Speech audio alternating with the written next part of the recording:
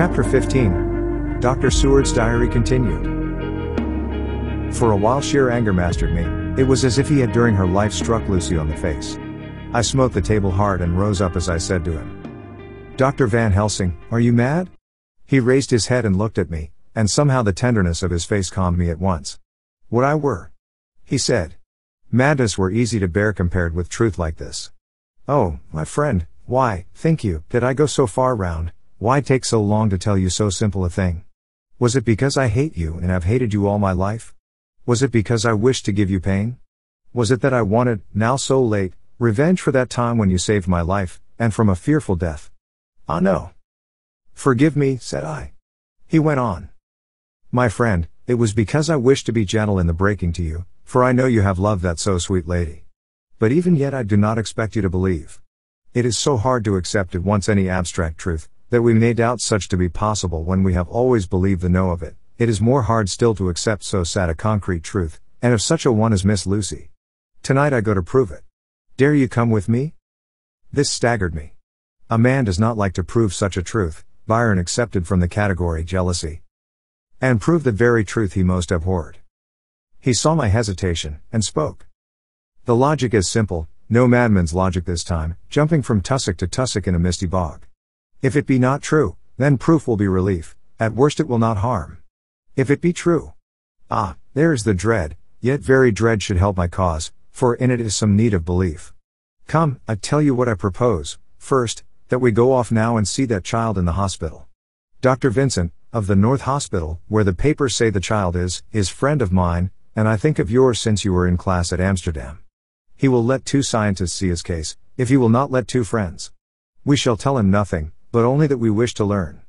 And then? He took a key from his pocket and held it up. And then we spend the night, you and I, in the churchyard where Lucy lies. This is the key that locked the tomb. I had it from the coffin man to give to Arthur.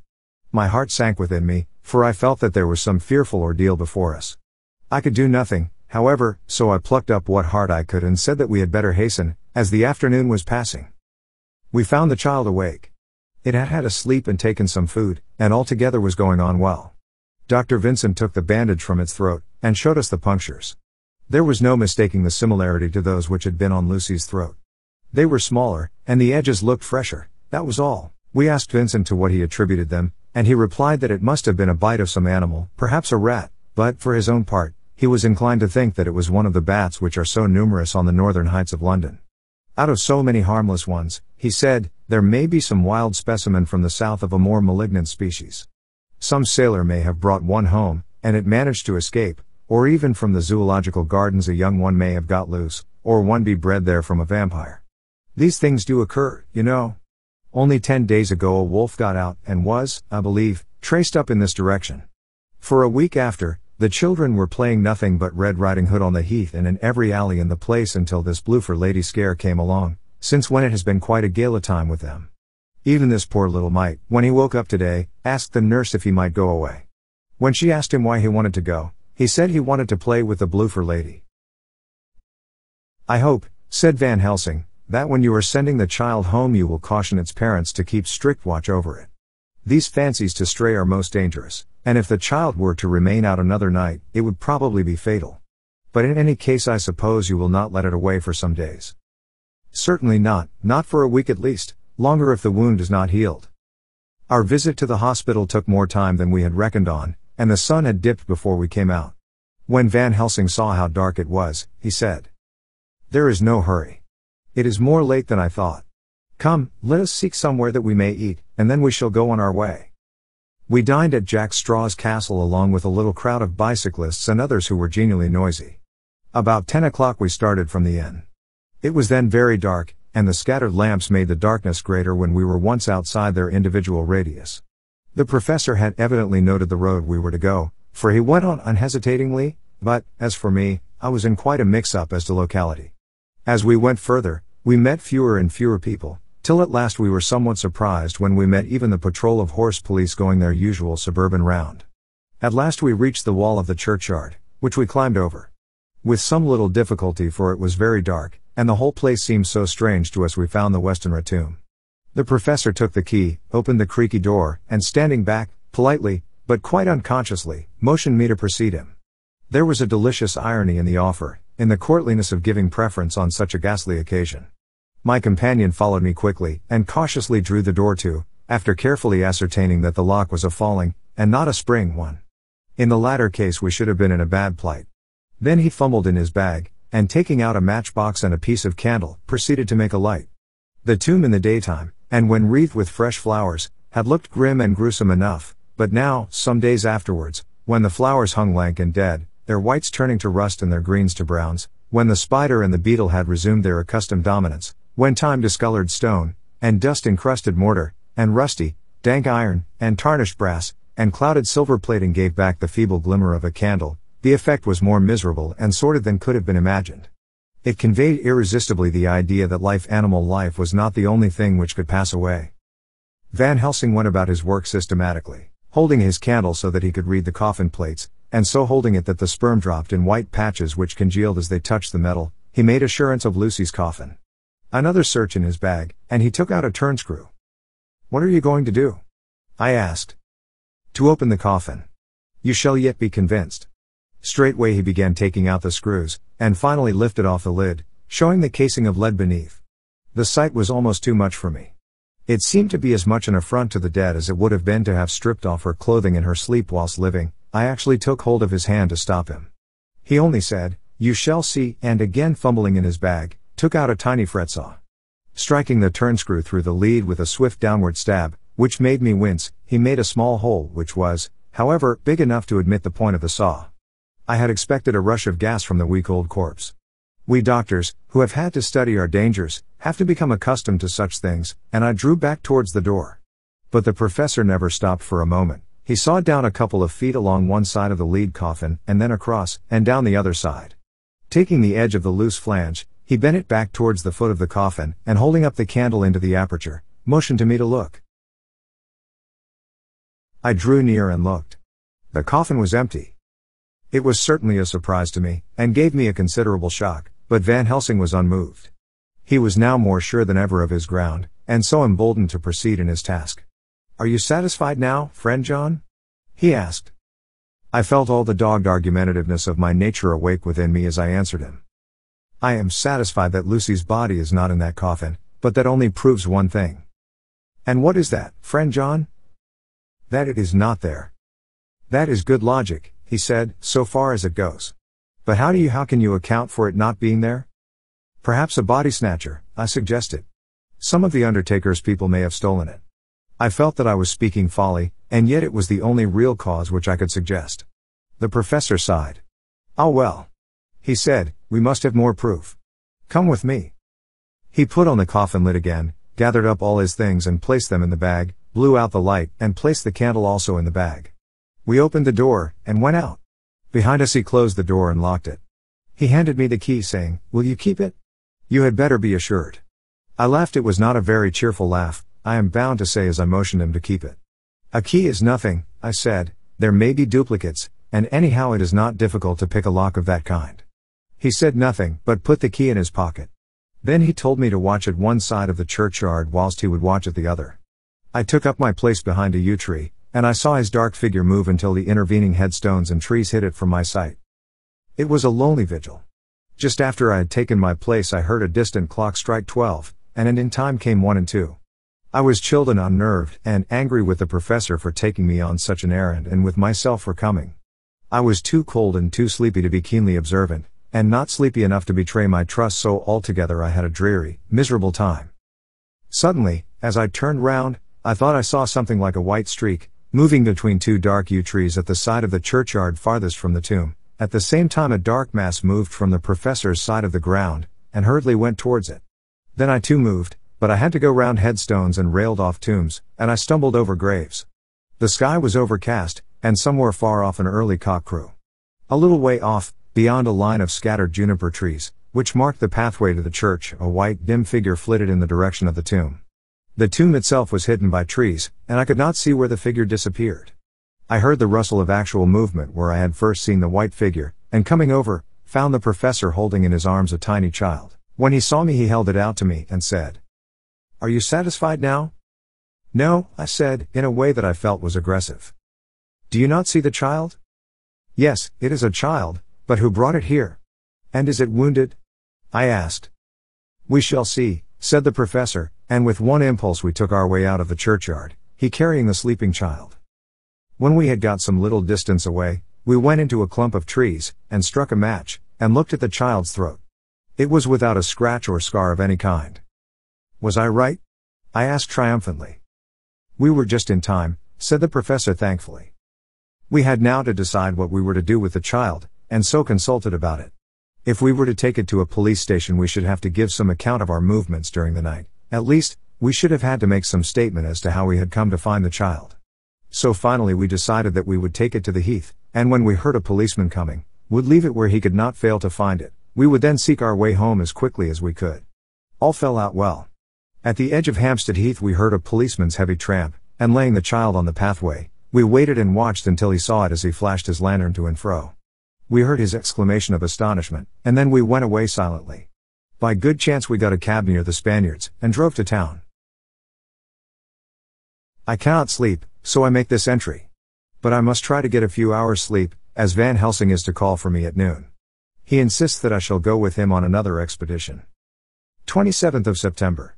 It was 2 o'clock before we found a suitable opportunity for our attempt. The funeral held at noon was all completed, and the last stragglers of the mourners had taken themselves lazily away, when, looking carefully from behind a clump of alder trees, we saw the sexton lock the gate after him. We knew then that we were safe till morning did we desire it, but the professor told me that we should not want more than an hour at most. Again I felt that horrid sense of the reality of things, in which any effort of imagination seemed out of place, and I realized distinctly the perils of the law which we were incurring in our unhallowed work. Besides, I felt it was also useless.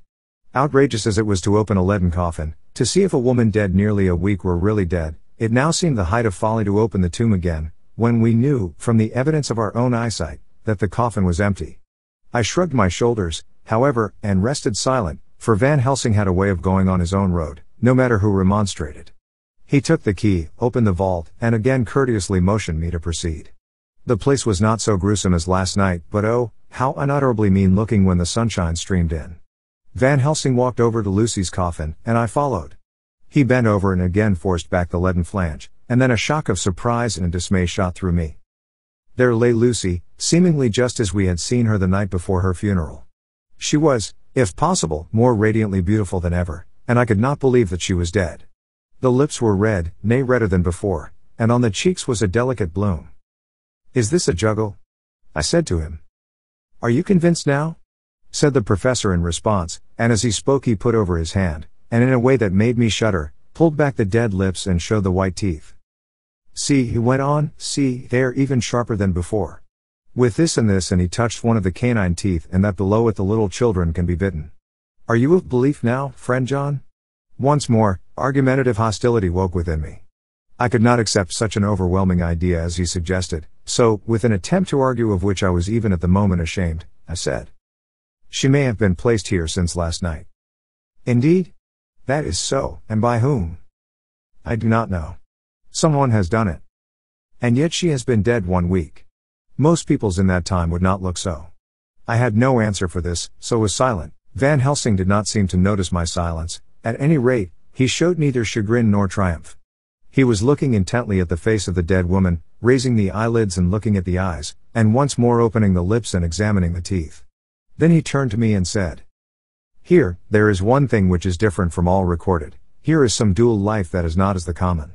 She was bitten by the vampire when she was in a trance, sleepwalking. Oh, you start, you do not know that, friend John, but you shall know it all later. And in trance could he best come to take more blood.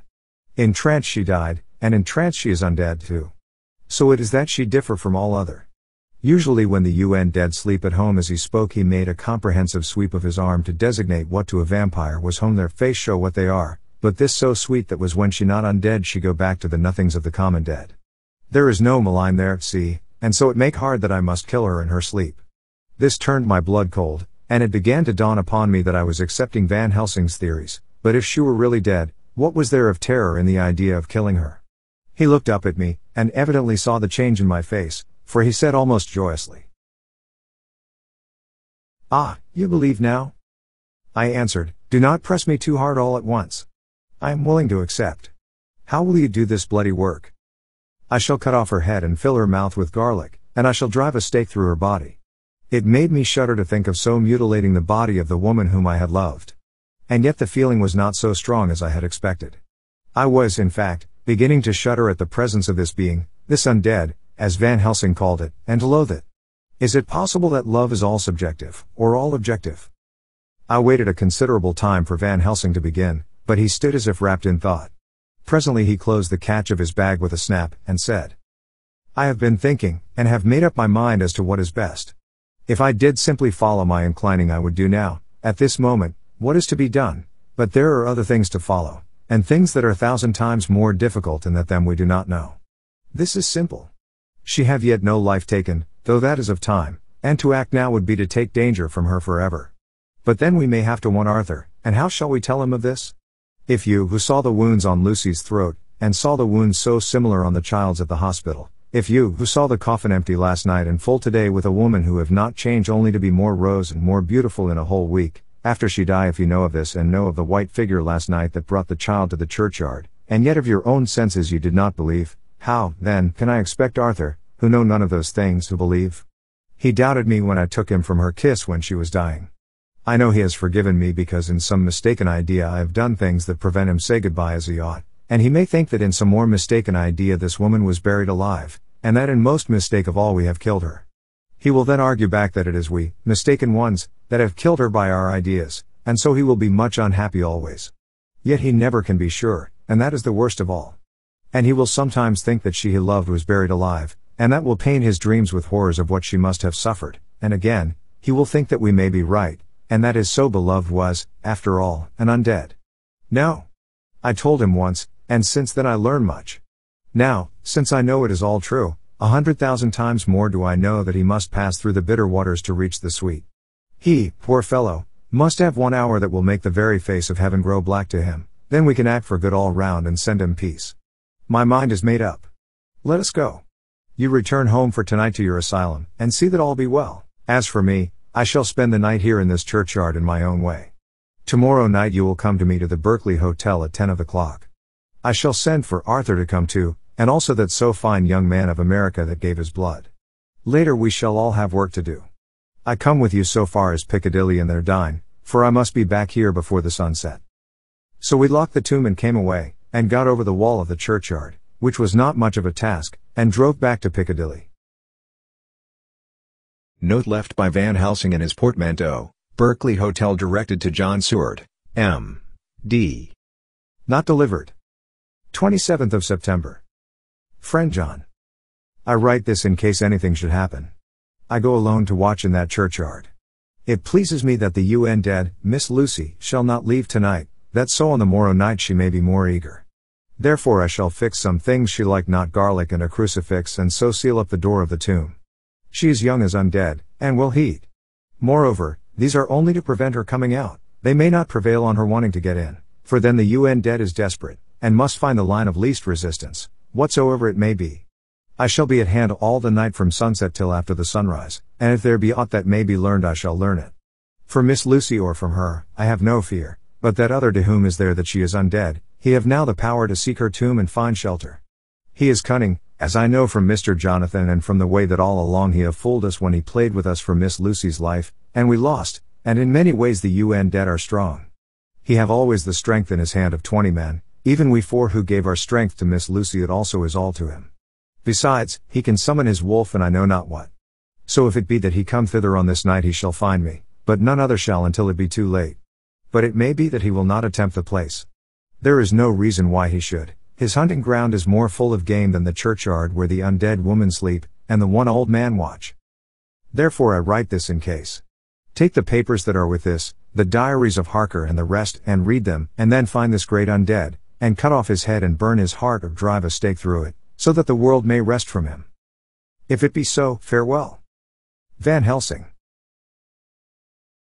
Dr. Seward's Diary. 28th of September.